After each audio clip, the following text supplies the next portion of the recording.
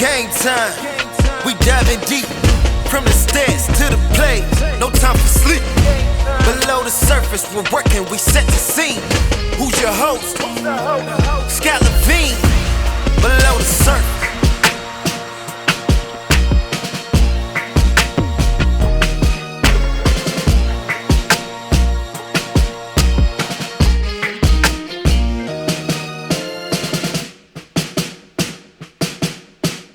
Hey everyone, welcome back to Below the Surface episode 7. This is where stats meet strategy. It's that time of the year when the fantasy football grind really heats up, and I'm pumped to break down my quarterback rankings for the 2025 season. Today, we're going deep, tiering the top 24 quarterbacks from the dart throws at the bottom to the elite guys at the top. I'll show you exactly who I'm targeting, who I'm fading, and where the best ball draft value is so you can crush your leagues. Huge shout out to everyone tuning in. Your support means everything. If you haven't already, hit that subscribe button. This channel will be your secret weapon for winning fantasy football championships. I'm here to give you all the insights to take home that trophy. We're also on Spotify, and I'm dropping those clips across my social platforms so you can catch this content wherever you are. Here's how today's episode will go. I'll take you through my tiered quarterback rankings, share ADPs from the Sleeper platform, my favorite platform in fantasy right now, and we'll also talk about draft strategy while breaking down player situations and upside, highlighting the key points that make or break their fantasy value. We'll start at the bottom floor with tier number 5, the riskiest flyer quarterbacks, and work our way to the elite league-winning quarterbacks in tier 1. But before we dive in, just a quick note, the order I present the players in each tier isn't necessarily how I rank them head-to-head. In this episode, it's just a group of similar caliber players together with similar outcomes in each tier, and I'll break down the nuances for you guys in each tier so you guys can see who I value most throughout this episode. Starting in the shallow end with tier 5, let's dive in. Here in the shallow end, we're talking about quarterbacks who you probably don't want as your QB1 in any format, but they also have some pathways to relevance. Whether it's youth, new situations, or the right weapons around them, these are the players you take in the last few rounds in best ball or stash away as QB3s in Superflex. These aren't safe quarterbacks necessarily, but they can make sense if you're chasing upside or just want another quarterback late in drafts. All right, Geno Smith, Las Vegas Raiders. Let's go further into Geno, who finds himself in a totally new environment with the Las Vegas Raiders. He's at an ADP of 222 on Sleeper, meaning he's virtually free in drafts. Geno's supporting cast is fascinating. Rookie superstar Brock Bowers gives him a ready-made mismatched tight end who could dominate the middle of the field. Jacoby Myers is a reliable chain mover, and the Raiders added 2 rookies, Jack Bech, who's been struggling apparently in camp, and Dante Thornton, who's honestly been exceeding apparently in camp. Each bring their own unique styles to the game. Pair that with rookie superstar Ashton Genty as a versatile bell cow, with Raheem Mostert mixing in for the passing down role, and Geno suddenly has more weapons than people realize. Geno has shown us before where he can be efficient and accurate when the pieces fit, but don't expect him to win you weeks on his own. He has a path to fringe quarterback 2 production with occasional spike weeks, especially if one of the rookies can develop into a real substantial player for this offense. At the ADP, Geno is a perfect QB3 in Superflex, a matchup streamer in one quarterback, and a sneaky stacking piece with Bowers in best ball. He's not the sexy pick, but he's steady, and sometimes that's exactly what you need really late in drafts. Let's move into the younger players in my tier 5. Cam Ward, first overall pick for the Tennessee Titans in the 2025 NFL Draft. His ADP is 161.6, round 14, pick 5. And Cam Ward, he's out of the University of Miami, the U. He threw 39 touchdowns, completing 67% of his passes. Impressive numbers that highlight cannon arm and good pocket mobility. He also averaged 7.9 yards per attempt over his last 3 seasons and jumped to over 9 in his final season. The Titans beefed up their O-line with Dan Moore from the Steelers and Kevin Zeitler coming over from the Browns. And Cam Ward has weapons like Calvin Ridley, Tony Pollard, and rookie Alec Ayamanor, who I'm excited about. As a rookie, though, for Cam Ward, his transition to the NFL will probably be a bit up and down. So why he's a tier 5 pick? He's mostly a dynasty stash right now with upside in deep redraft or best ball leagues. His ADP at QB 20 and round 14 is fair, but expect bumps and as he adjusts to the NFL speed and NFL defenses. Moving on to Bryce Young for the Carolina Panthers. He's shaking off a rough start in the NFL, but in 2024, he improved late under Dave Canales, finishing as a top fantasy option over the final 6 weeks with 220 passing yards per game, 10 touchdowns to 3 interceptions, and 5 rushing touchdowns, which is just unbelievable over that 6-game span for Young to do. Carolina also added rookie wide receiver Teteroa McMillan. Nalo, shout out him. Big fan of his game, giving Young a legitimate wide receiver 1 target. I think he'll be a high value red zone weapon as well. The Panthers maintain one of the top O-lines in football, and his ADP, 188, round 16, pick 8 as quarterback 23, reflects some optimism for growth and could be a value. Why is Bryce Young a tier 5 pick? His late season surge is intriguing, but inconsistent production will keep him here. He's a low-end quarterback 2 or super flex option with upside if he'll continue to develop strong. Next, another young quarterback, Michael Penix Jr. with the Atlanta Falcons. He is now the starter in Atlanta. Penix has a big arm but limited mobility despite his great pro day time, which caps his fantasy ceiling. At Washington in 2024, he threw for 4,903 passing yards and 36 touchdowns, but he is yet to see significant NFL action. They went with Kirk Cousins most of the year until going with him late as they made a playoff push. Atlanta's offensive weapons are incredible. Drake London, Bijan Robinson, Kyle Pitts, plus a top-rated O-line, 8th per PFF, which give him potential, yet his ADP of 180, round 15, pick 12, quarterback 22, mainly due to the fact of his lack of rushing floor, which keeps him as a developmental project quarterback. Why he's also a tier 5 pick? Penix has a low floor, but high long-term upside. He's mostly a super flex stash or a deep league desperation pick in redraft. I'm not chasing him early or targeting him. For him to pay off, it will take a big passing season with over 4,000 passing yards and 25 passing touchdowns. So the draft strategy for tier 5 in 1 QB leagues, these are late round flyers or waiver wire options. In Superflex or 2 QB leagues or best ball, Geno or Ward can serve as your quarterback 3 if you miss those higher tier options. I don't mind getting a third quarterback. Young and Penix are speculative but showing flashes of upside. Better to stream or stash them than rely on them for consistent production. From the shallow end, we move into tier 4, the big middle class, where most fantasy managers will find their quarterback 1 or quarterback 2. This is where steady veterans, young rising stars, and potential value picks mix, and the strategy just gets much more interesting. All right, folks, welcome to the big middle class, tier 4. It's a diverse group. We've got a lot of players in this group to go over, and the key is knowing who to target and who to avoid in the draft. We're going to kick things off with Baker Mayfield for the Tampa Bay Buccaneers. Last year, he had a career year, 4,500 plus passing yards, 41 touchdowns, and added 378 rushing yards with 3 scores on the ground. Tampa has weapons galore. Mike Evans, Chris Godwin, drafted a first-round rookie wide receiver, Emeka Egbuka, and they still have Bucky Irving as their star running back. But they also got a situation. Godwin's on the pup, as well as Tristan Wirfs, and Baker's touchdown rate of 7.2 is probably too high to sustain. So my quick take is Baker gives you a safe QB1 floor thanks to his volume, but I'm not thrilled about his ceiling this year. If he falls to the 8th or the 9th round, I'm not opposed at all, but his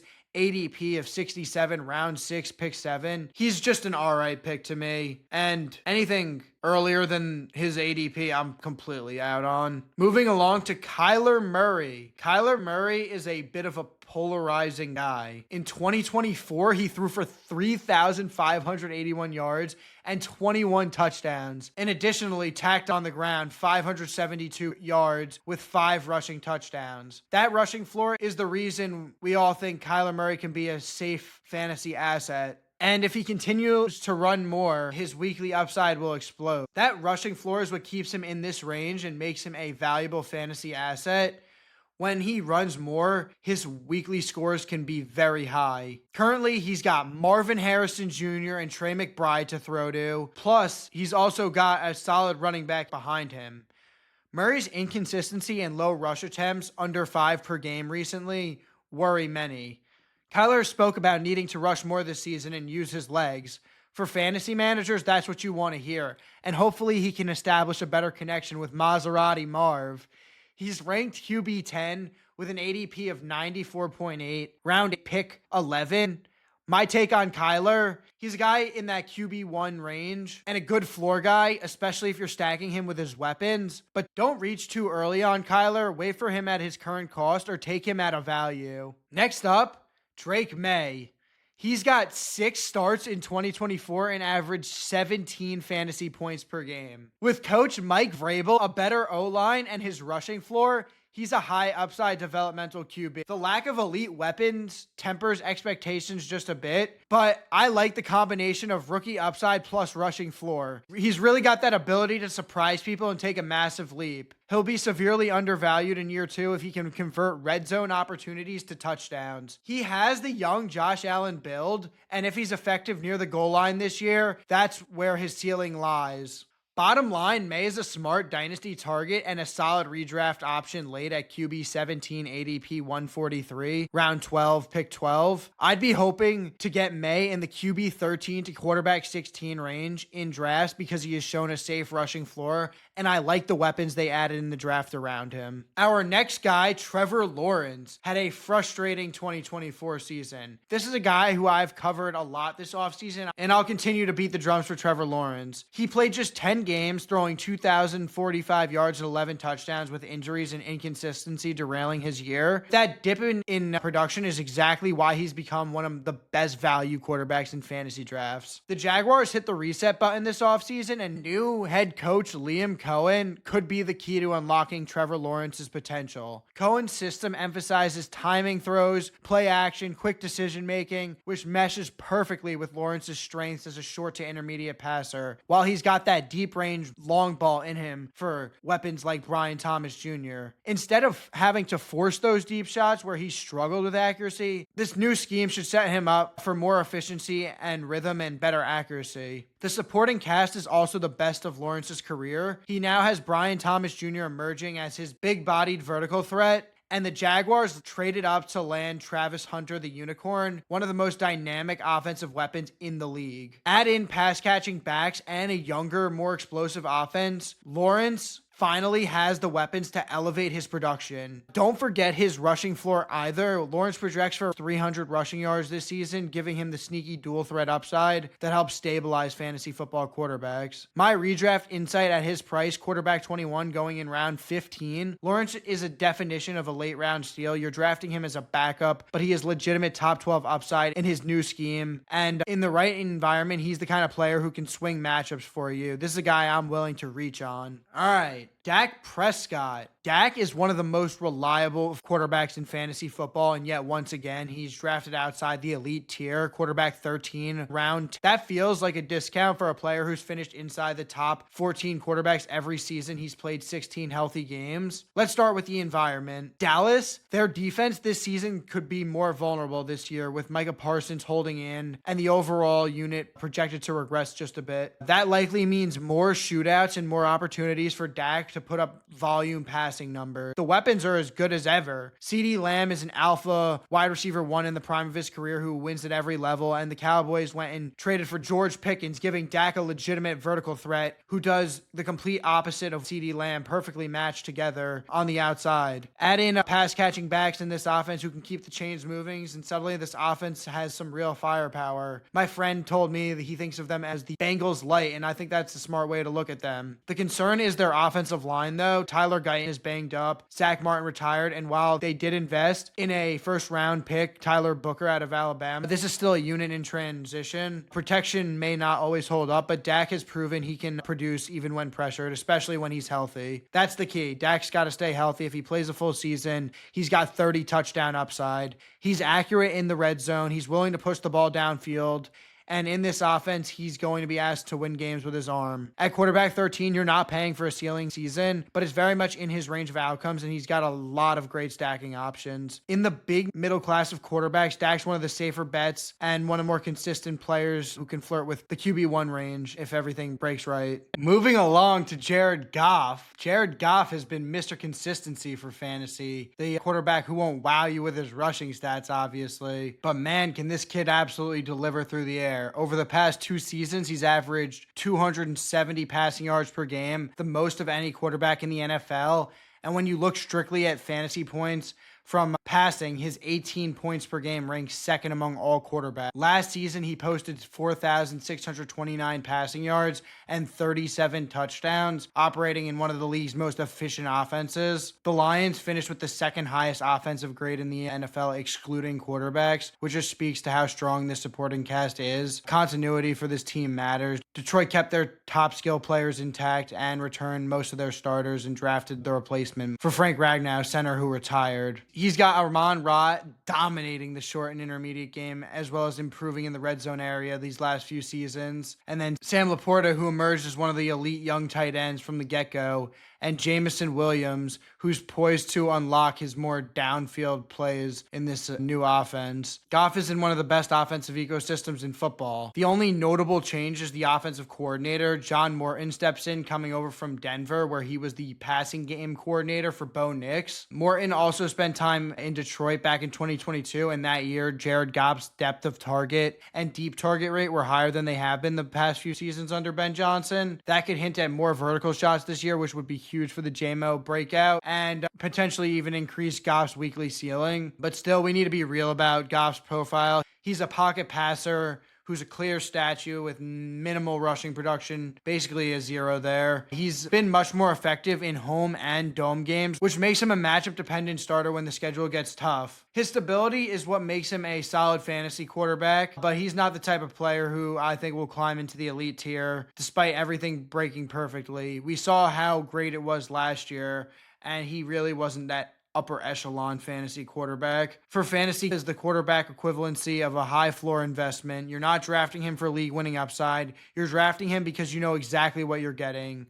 The 250 plus yards and couple of touchdowns most weeks, with the occasional big blow up weeks in the shootouts. Bottom line, in this big middle class tier, Jared Goff is the safe floor archetype. He's great for those risk averse managers, and he'll keep your lineup steady. And with Detroit's weapon, he's not going to sink you. But if you want week to week high upside mobile threats, you'll need to pair him up with another option. Continuing on to Denver quarterback Bo Nix. He was one of the biggest surprises of 2024, finishing as the QB7 in fantasy. A lot of that came from his passing volume, 567, and pairing that up with a high touchdown rate of 29 touchdowns. But his legs also mattered. He ran for over 430 yards and 4 rushing touchdowns, giving him a reliable weekly floor. In fact, he ranked third among quarterbacks in scrambles and averaged just over 21 rushing yards per game, which helped patch some of the passing game inefficiencies early on. But here's why I think we should pump the brakes a little. Nix's numbers were very system-driven under Sean Payton. The offense was built on those quick screens, dump-offs, and first read throws. Whenever he was pressured or forced to play from behind, he struggled. Also, in the games that the team won,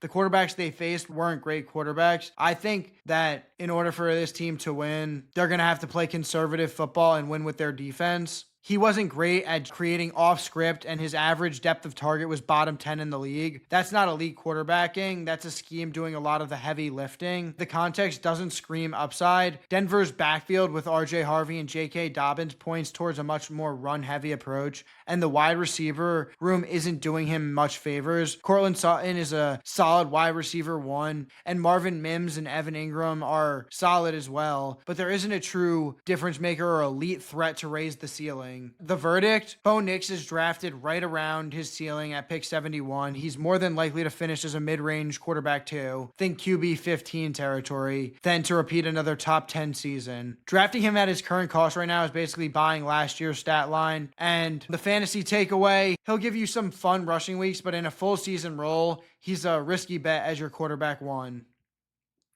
This next quarterback for the Los Angeles Chargers, Justin Herbert, his career has been a bit of a roller coaster. His first 2 seasons were historic, averaging around 23 fantasy points per game, something almost unheard of for a non-rushing quarterback. He thrived on volume, leading the league in dropbacks, ranking top 10 in his passing grade, and maintaining strong efficiency with a 7+ yards per attempt and a 5% touchdown rate. That's absolutely elite production at an early career stage, but more recent seasons have been a different story. The Chargers came out of the gates trying to be the most run-heavy team in 2024, running the ball 51% of the time to compare to a 40% league average. Herbert struggled, averaging below 15 fantasy points per game early in the year. When J.K. Dobbins seemed to slow down and the play calling opened up, the run rate dropped to 38%. Numbers rebounded in a big way. 19.4 fantasy points per game over the final 2/3 of the season. A reminder of what he can be when allowed to be that guy, to air it out. The offensive context in 2025 is fascinating. The Chargers have Greg Roman, a coach known for his run-heavy schemes with the 49ers, Bills, and Ravens. And with the team bringing in 2 rookie running backs and signing Najee Harris in free agency, reshaping their ground game, we should expect a more balanced to run-heavy approach again. That caps Herbert's weekly ceiling, though his efficiency and weapons keep him fantasy relevant. Speaking of his weapons, Keenan Allen is back, as I mentioned in my previous episode, a massive stabilizer for Herbert and should be his safety blanket over the middle, while Ladd McConkey looks poised to emerge as the clear alpha, continuing on for his great end of season last year as a rookie. Allen's presence around McConkey could slow an early breakout, but long-term, Herbert should have 2 strong target earners. And once Najee Harris is healthy as a pass-catching outlet, in addition to Amarion Hampton, the Chargers cast feels steadier than last year for sure. The biggest concern is protection. Rashawn Slater being out for this year is a brutal blow to Herbert's blind side. Luckily, they're moving Joe Alt over and have a veteran on the right, but this might hurt their ability to push the ball deep and force more quick underneath throws. Herbert's track record shows he's able to overcome poor offensive line play. It doesn't completely cap his ceiling. For the fantasy outlook, he's not locked in as a top 10 quarterback we saw early in his career. Instead, he profiles in the tier 4 with a safe volume and strong weapons and proven production when the offense lets him throw. At QB 14, round 9, he's nice value if you want a steady floor quarterback 2 in Superflex or a fallback starter if you wait on the position. He's not going to really win you weeks with his rushing floor, but he should settle in as a top 12 to top 14 quarterback by season's end. A strategy tip would be pairing him with a high upside quarterback like Jaden Daniels if you can. Still in tier 4. I told you this was the big middle class, and this is a large range of guys where you'll have to maneuver around and make sure you find the right values for your draft. CJ Stroud is our next tier 4 quarterback, and he was a deep ball assassin as a rookie, but 2024 brought him back down to earth. He had a bit of a sophomore slump. He still put up nearly 3,800 yards and 20 touchdowns and won a playoff game. The efficiency slipped and the rushing floor is just average. But here's why you want to stay interested in CJ Stroud. The Texans loaded up at wide receiver. Nico Collins is still there. Christian Kirk joins the mix, and they spent high draft capital on Jaden Higgins. These 3 guys who can separate and create after the catch, compare that to last year when Stroud was working with new guys each game because of all the injuries that kept happening throughout the year. It's seeming much more reliable options weekly. The caution though, Houston's offensive line is bad, and you'll see some weeks where Stroud is more of a game manager than a fantasy stud. This makes him more of a boom-bust play and the kind of guy who can tank you and not the quarterback I'd necessarily target. Think of him as the quarterback version of Kirk Cousins, steady, reliable, but typically not the kind of guy who carries you to a fantasy title. At his ADP, he's a fine quarterback too, especially if you load up on running back and wide receiver early. Another intriguing option in tier 4 for me, JJ McCarthy, is one of my favorite upside flyers. Why? Because Kevin O'Connell's offensive system has made everybody look good. Kirk Cousins was putting up top 10 fantasy points per game numbers. Sam Darnold looked more than competent. Josh Dobbs and Nick Mullins even had fantasy relevant stretch. If the system can make Darnold look like a quarterback 1, imagine what it can do for first rounder JJ McCarthy. And let's talk weapons. Justin Jefferson, Jordan Addison, TJ Hawkinson. I know we have the 3-game suspension for Addison, but they also have a good running attack, and that's as good as it gets for a first-year starter. Plus, the Vikings have one of the most elite offensive lines in the league and rebuilt the interior of their offensive line this season. Of course, he's still a young quarterback who's unproven, but that's a dream setup. There might be some volatility, and O'Connell has hinted at running the ball more this year, which could limit attempts early. But the offensive environment is so strong that McCarthy doesn't need to be perfect to be fantasy relevant. So how do I play it? In 1 QB leagues for redraft, he's your upside quarterback 2 behind a steady vet or an elite rushing quarterback. In Superflex, he's a strong quarterback 2 with legit room to grow. And in Dynasty, it's wheels up. Bye, baby. I like JJ McCarthy and anyone in that Vikings offense. We still got a few more quarterbacks in the big middle class. And this next quarterback is Jordan Love for the Green Bay Packers. Now, he's fascinating because he looked like a future star in 2023.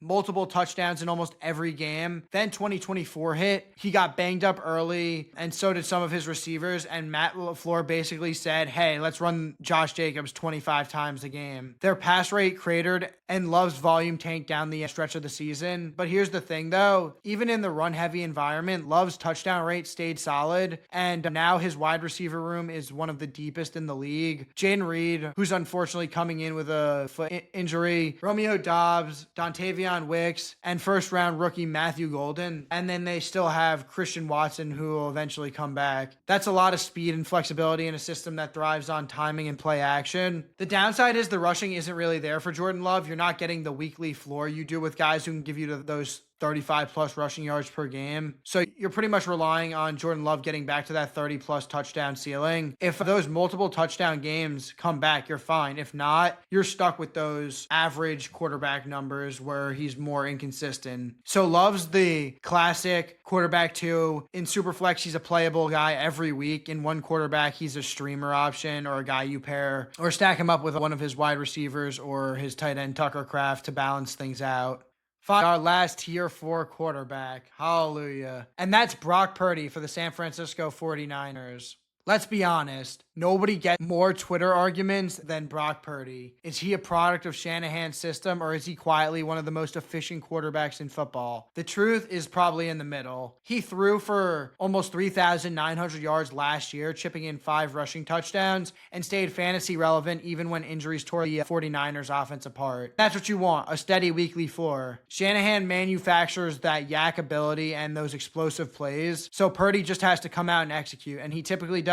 But here's the other side. Those rushing touchdowns from last year aren't necessarily sticky, and he's getting Christian McCaffrey back. If those regress, you're looking at more of a back-end quarterback 1 or steady QB2 rather than someone who's going to win you weeks on his own. He's safe, but not sexy. So how do you draft him? He's great if you hammered running back and wide receiver early and just need stability, especially if you targeted a Ricky Pearsall or Chris McCaffrey. He's a guy I'd honestly be comfortable taking multiple options from his offense because that's how Purdy succeeds, is having multiple options be relevant. But I think you should also pair him with a late round quarterback even in redraft, someone with upside. Someone like JJ McCarthy, who I mentioned earlier. On his own, he's only fine, nothing that sticks out, but as part of a quarterback strategy, he can make a lot of sense. So the tier 4 draft strategy recap, this is where championships are built. Target Lawrence or May in rounds 14 to 15 or even earlier, depending on your league mates. In Superflex, you can grab 2 quarterbacks from this tier as your QB1 and QB2. Avoid Knicks and Purdy at their current price until they drop. I won't be targeting them. Quarterbacks with good stacking potential, McCarthy, Murray, Goff, or Dak, plus their wide receiver tight end targets will lead to a multiplier effect.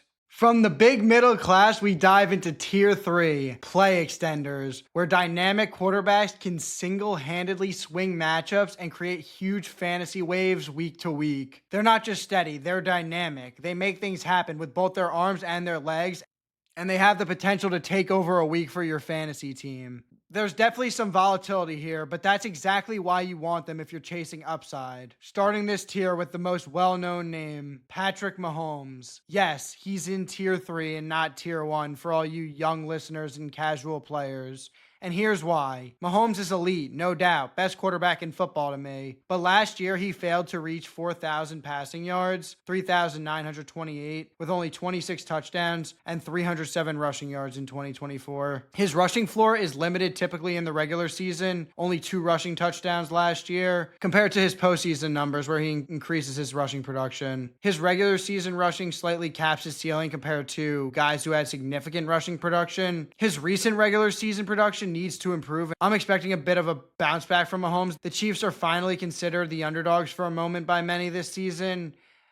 The Chiefs' offense looks strong with Hollywood Brown back practicing and Xavier Worthy healthy. Plus, they have Travis Kelce, of course, though Rashee Rice's suspension will be a wild card all year. His ADP as quarterback 6 in the 5th round is fair, but not a bargain. My insight is Mahomes is a high ceiling quarterback and a matchup dominator, but if you're looking for elite rushing quarterbacks or the ones that throw high passing touchdown totals, there might be cheaper options or players with more rushing upside. He's the perfect anchor quarterback for Superflex leagues, but I'd be reluctant to take him in round 6 in home leagues. And I've noticed in best ball formats, he tends to fall to round 8, which is really nice. Next up, Caleb Williams, the guy I'm most excited to watch in 2020. Last year was rough, 68 sacks and 0 rushing touchdowns, but the Bears upgraded their O-line to 4th per PFF and added skill players like Colston Loveland and Luther Burden. Williams' combination of arm talent, mobility, and high ceiling makes him a weekly quarterback 1 candidate. ADP has him as QB 15th in the 12th round, which is a steal if you ask me. Bottom line, Caleb Williams can be a weekly difference maker. In redraft, I'm targeting him aggressively. In Dynasty, he should be a cornerstone quarterback for the future. I also love taking him and pairing him up with his options. If the Bears do hit with Ben Johnson, this is the cheapest we'll ever see some of these Bear skill position players. Now, this next player in tier 3 is pure upside. Quarterback Justin Fields for the New York Jets. In 2024, he averaged 19.5 fantasy points per game in just 6 starts with Pittsburgh, thanks largely to his 5 touchdowns in 6 starts. Now with the Jets, he's paired with Garrett Wilson and in a run-heavy scheme behind a top 10 ranked offensive line per PFF. His passing consistency isn't elite. He was 65.8% completion rate in 2024, so that was solid, but some games might be rough to watch. Justin Fields might be that quarterback like Jalen Hurts' first year as a full-time starter, where you just close your eyes and at the end, there's a good fantasy points total in the final box score. He really can hit that massive ceiling with his rushing upside.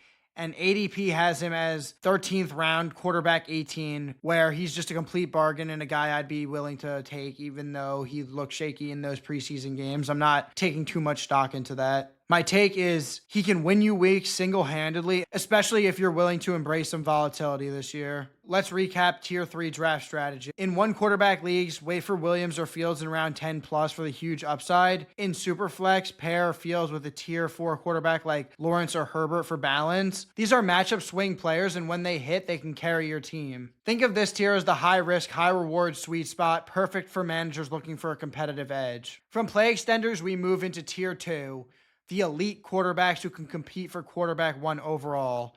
These are the guys you trust to consistently put up top numbers week after week, without the volatility of the tier 3 guys. These quarterbacks are a notch below the absolute top tier, but they bring high floor and massive ceilings. These tier 2 game changer quarterbacks are a notch below the absolute top tier, but they bring high floor and massive ceiling, matchup proof production, and consistency you can rely on week in and week out. If you miss out on tier 1, these are the quarterbacks you want to anchor your team around. Starting with Jalen Hurts, the fantasy cheat code. In 2024, he led all quarterbacks with 14 rushing touchdowns, plus 2,900 passing yards and 18 passing touchdowns.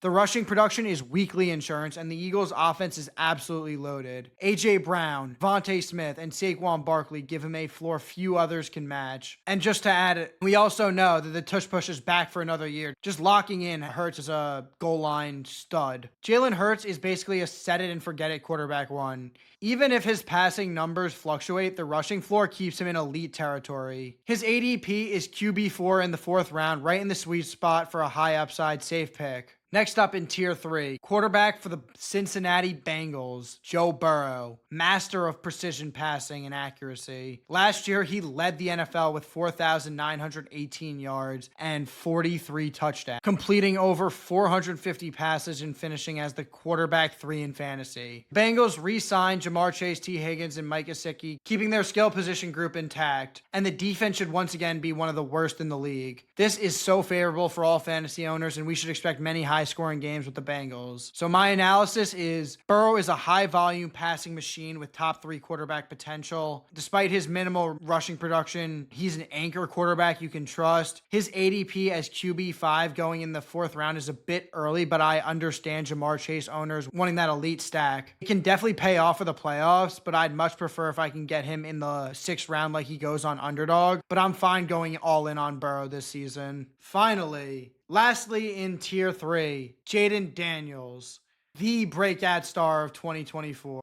Quarterback of the Washington Commanders, as a rookie, he finished QB5 with 3,568 passing yards, 25 touchdowns, 891 rushing yards, and 6 rushing touchdowns. This offseason, Washington built around their quarterback on a rookie contract, trading for Deebo Samuel and Laramie Tunsil, improving both his protection and weaponry. Bottom line, Jaden Daniels' dual threat profile gives him a top 5 ceiling, and I understand the hype for him. You can argue that he came into the league as a better passer than Lamar even was at that age, so there's so much room for him to grow still, and he has that elite rushing ceiling. The Terry hold-in gives you a little bit of pause, but I definitely understand grabbing Jaden. He can carry you to a win and be a league winner straight up. So my tier 2 draft strategy recap: in 1 quarterback leagues, target Hurts, especially if he falls into the 5th round, or Burrow with Chase or Higgins. I like Daniels, so if you're feeling aggressive in round 3, you can take him there, but I like him better if he's the 4th option drafted. In Superflex, these are QB1 anchors. Grab one and pair with one of my tier 4 values for balance. These quarterbacks combine reliability with massive upside, perfect for managers who want elite weekly production without reaching into those tier 1 guys. And that brings us to tier 1, the Kings, the elite of the elite. If you want to dominate your league from the quarterback position, these are the quarterbacks you pay up for early. These guys consistently put up 25 plus points per week and carry your team. You should know who they are based on the names remaining.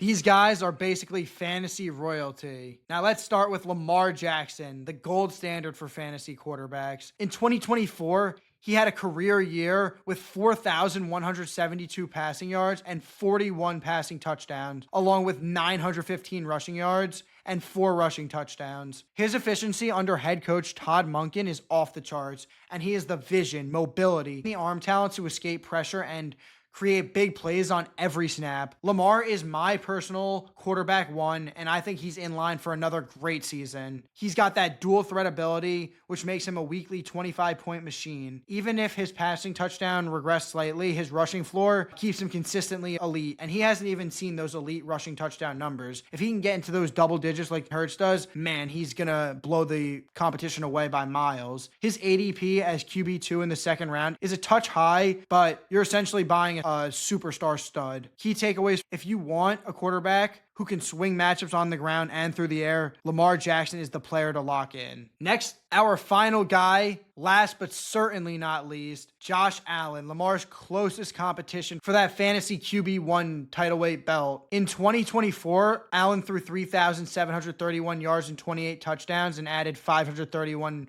rushing yards and 12 rushing touchdowns, winning his first ever MVP. Allen is a physically dominant quarterback, as we know, with a rare combination of his arm strength and mobility that creates game-breaking opportunities each week. What makes Allen so special is his short yardage rushing ability, and he can take advantage of that tush push as well, which ensures consistent fantasy production. While the Bills' offense remains average with their weapon, his ADP in the 2nd round is warranted due to his reliability and upside. I personally wouldn't draft a quarterback in the 2nd round, but in round 3, I think Lamar and Josh are such solid picks. Josh Allen is one of the safest bets to lead the position in fantasy points. You're paying for consistency, upside, and league-winning potential all in one player. So my tier 1 draft strategy in 1 quarterback leagues: grab Lamar or Josh Allen in round 3, and if you really want them, just take them in round 2. I don't really even think it's harmful. In Superflex or 2 quarterback leagues, these are going to be top picks, and you're going to have to take them at the top of drafts. This tier is all about winning championships. If you're investing early in a quarterback, you don't want to take another tight end early, but these guys are